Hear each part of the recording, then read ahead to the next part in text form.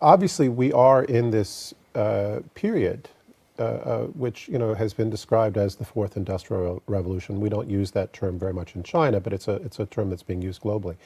And what's characteristic of this revolution is that we're seeing a blurring or a breakdown of the boundaries between different sectors. So there's much more integration across different groups.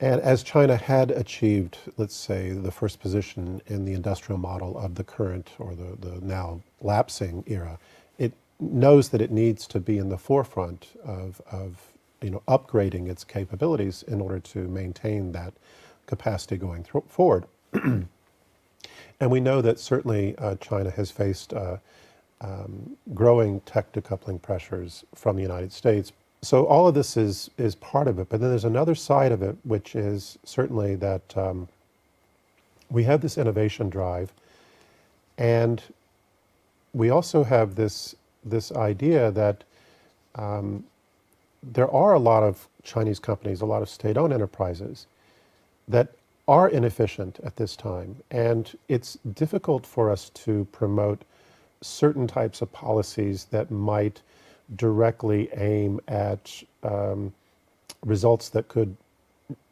lead to unemployment.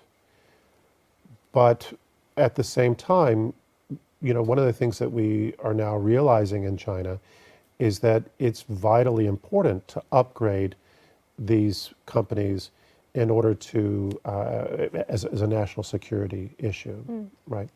And so this is no longer purely about employment.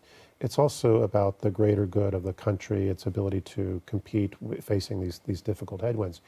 And so I think this is where we're seeing this idea of advanced quality productive forces as being something that really needs to help drive reforms and certainly bring innovation more to the forefront, whether it's AI or quantum computing by 2035.